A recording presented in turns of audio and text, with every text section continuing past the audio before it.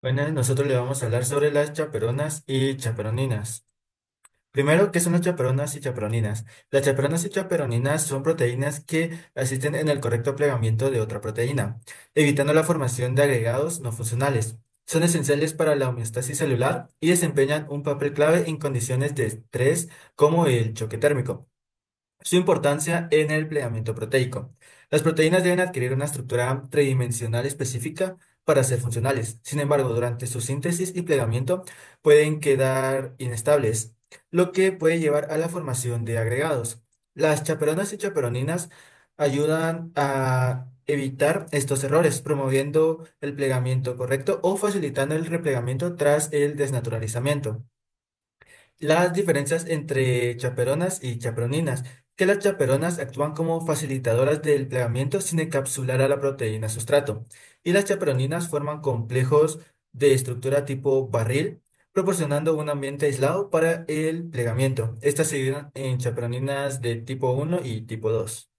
Ahora vamos a hablar de tipos de chaperoninas. Las HSP, que son Heat Shock Proteins, son proteínas de choque térmico que funcionan como chaperonas moleculares. Su principal función es asistir en el plegamiento, ensamblaje, transporte y degradación de otras proteínas, especialmente en condiciones de estrés celular como el calor, la oxidación o la presencia de radicales libres. Su clasificación, estas se agrupan según su peso molecular. Tenemos las HSP100, las HSP90, HSP70, HSP60, que serían las chaperoninas, HSP40 y las pequeñas, que son las HSP27, 20 y más chiquitas.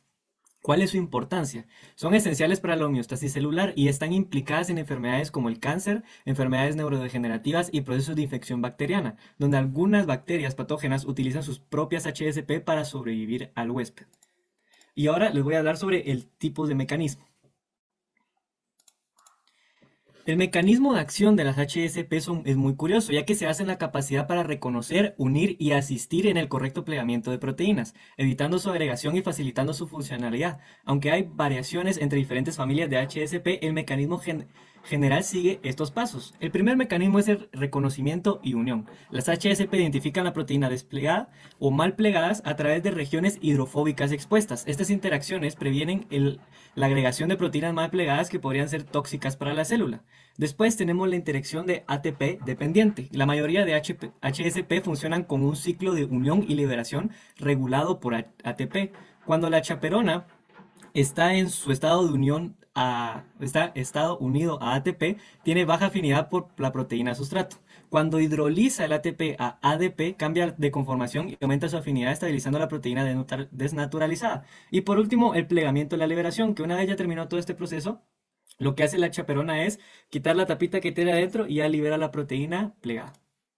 Las chaperoninas. Las chaperoninas son un subgrupo de componentes con estructura de forma de barril. En este caso, funcionan encapsulando la proteína en su cavidad interna para facilitar su plegamiento. Los tipos de chaperoninas. Como primer punto tenemos el grupo uno, que es en casos de las procariotas y las mitocondrias. Como por ejemplo, como mencioné a mi compañero Gabriel, están las Groel y los Groes, que funcionan como en bacterias coli. Está compuesta por los anillos de Groel y una tapa de Groes, que es la que se encarga de ya encapsular a la proteína y de una vez comprimirla y para que salga ya sin ningún desplegamiento. También se encarga de proveer un ambiente libre de interferencias para el plegamiento.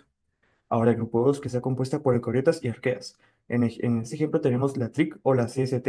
Esta funciona sin una etapa adicional y es fundamental para el plegamiento de proteínas del citoesqueleto. El mecanismo de reacción de las chaperoninas. Como primer punto tenemos el reconocimiento y unión de la proteína desplegada. En este caso, las chaperoninas reconocen y se unen a las proteínas no plegadas o mal plegadas a través de interacciones hidrofóbicas. El paso número 2 es la encapsulación de la cavidad de la chaperonina. La proteína es secuestrada dentro de una estructura tipo barril, la cual es proporcionada a un ambiente libre de agregación. En este caso, las chaperonías tipo uno, Groel y Groes, en bacterias, el cofactor Groes actúa como una tapa que cega la cavidad. En chaperonías tipo 2, como la TIRIC o la CST, en eucariotas, el cierre es regulado por cambios de conformacionales dependientes de ATP.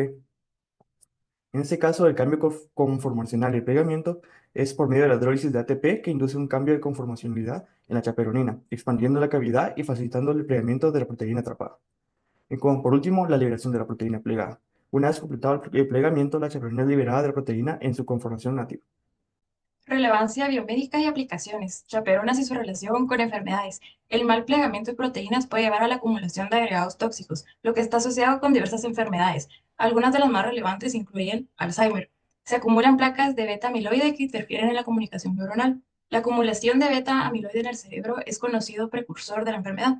Antes de que aparezcan los primeros síntomas, estos depósitos van formando placas entre las neuronas que resultan tóxicas y son responsables del progresivo deterioro cognitivo. En la parte A se encuentra la secuencia del péptido alfa beta 42.